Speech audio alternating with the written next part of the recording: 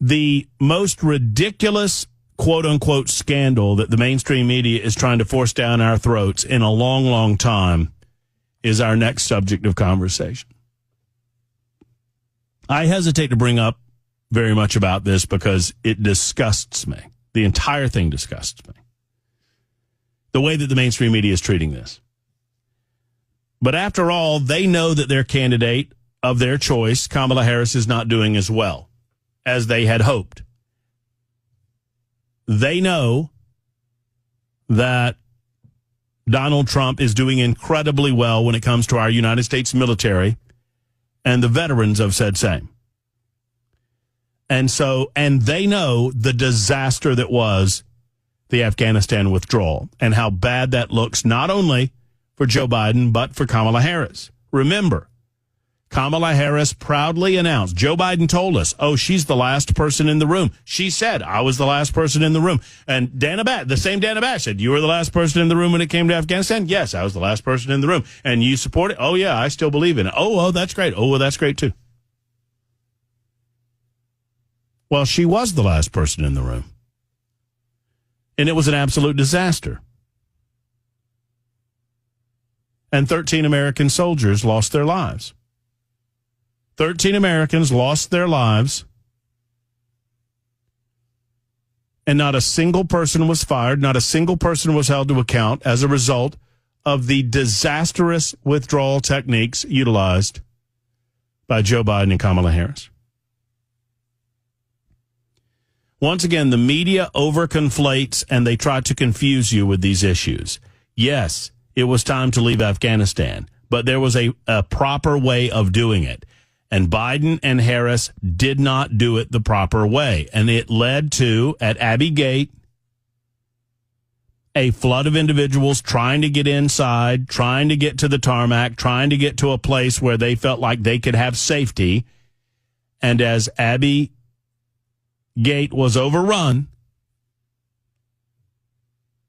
an individual with an IED descended upon the crowd, and 13 Americans lost their lives, and untold others, numbers were injured.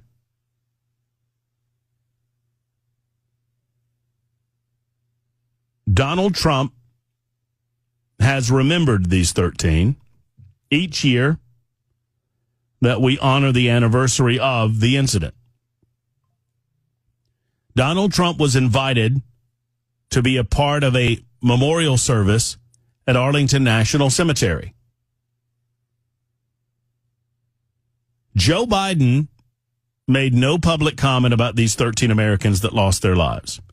Kamala Harris, to my knowledge, made no public comment about these 13 Americans that lost their lives. Let me predict something to you. If this gets brought up tonight, Dana Bash will bring it up by bringing up this fake, baloney, nonsense controversy that they're talking about on every major media outlet, anti-Trump all. All the anti-Trump outlets are talking about this. Now, what is this? So, the setup is this. Joe Biden doesn't want to talk about 13 Americans dead because it was on his watch. He forgot about them during the debate. Remember that? When Joe Biden looked at the American people and said, not a single American has lost their lives, you forget about the 13 people that lost their lives in Afghanistan? So they want to forget about it. Kamala Harris doesn't want to talk about it. Donald Trump remembers, and he was asked to be at a memorial service to lay a wreath at the tomb of the unknown soldiers at Arlington on August 26th. And he accepted that invitation. The Trump team, according to their team and according to multiple media reports, requested and received permission to have photographers and videographers document the event. Now, let me be clear. How many of you have been to Arlington? I have had the honor and privilege and to be at Arlington National Cemetery on multiple occasions. It is an incredible place. As I've related to you on many occasions, if you've never been there, please make it a focus of yours if you are able to go. The juxtaposition in emotions is like something I've never felt. I remember standing fairly close to the eternal flame where John F. Kennedy is buried. We were going to the Kennedy gravesite, which you can look and you see the actual structure of Arlington, the home of Robert E. Lee. It's kind of at the base of the hill that comes down from the old plantation, which is now obviously a museum. And I remember being struck by the beauty of the place. It is a gorgeous place. There are beautiful, stately trees that are hundreds of years old.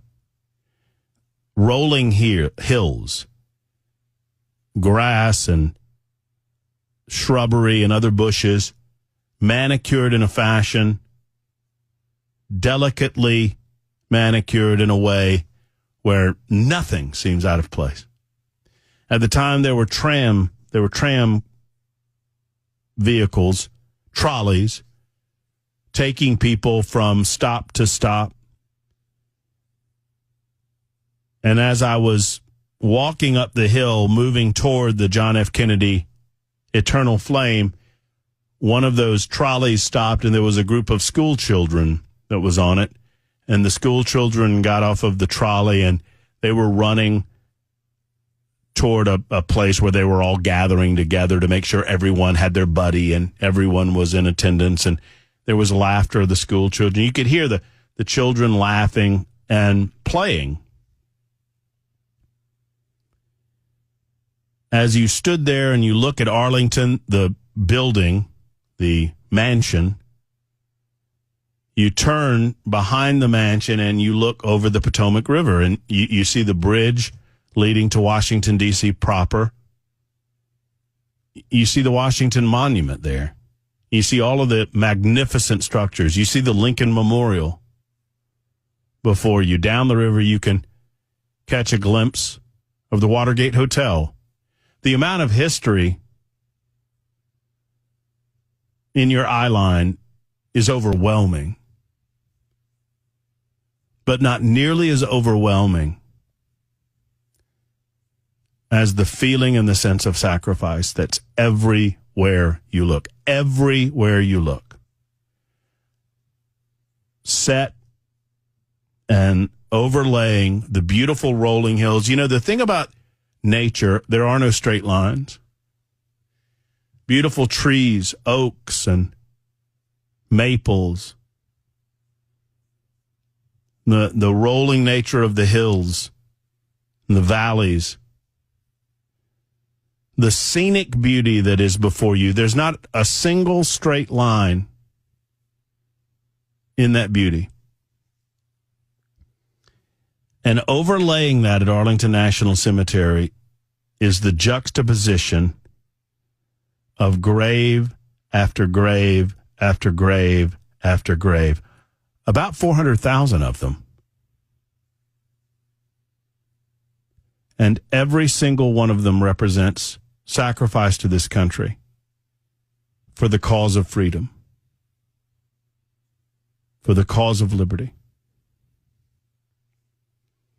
The juxtaposition between the beauty of the rolling hills and the geometric design and the layout of the graves is indescribable. Equally indescribable, these feelings of loss and sacrifice and honor and humility. In the midst of listening to young children playing and laughing, not fully comprehending in any way in their naive minds, in their young minds, the level of sacrifice that went into the ability for them to be there on that day and to witness what they were seeing on that day.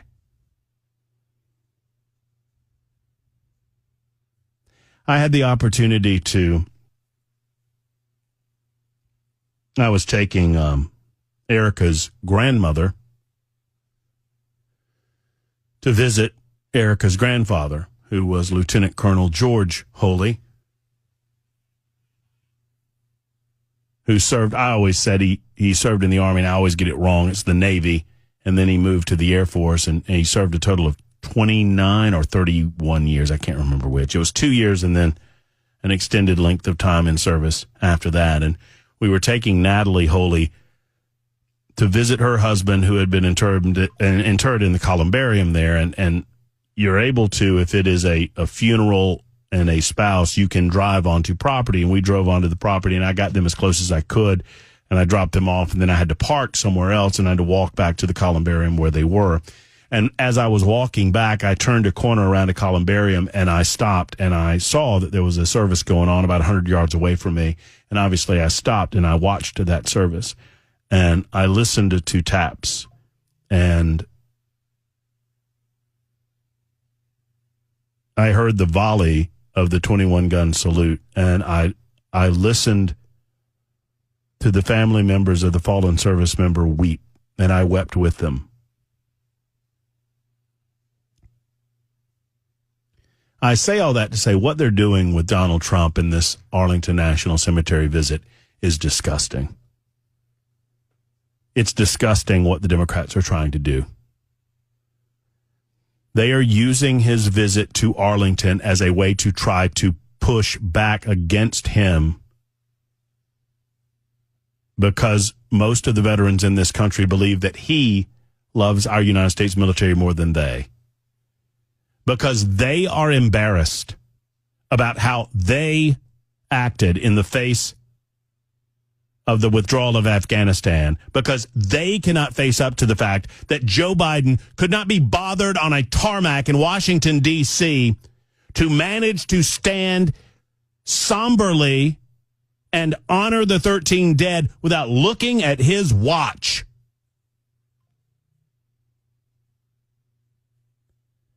They're trying to use Trump's visit and the family's request that Trump be there as a way to push back against him, because they told someone within the system to stop the cameras from being there after he was invited there. They told them to stop him.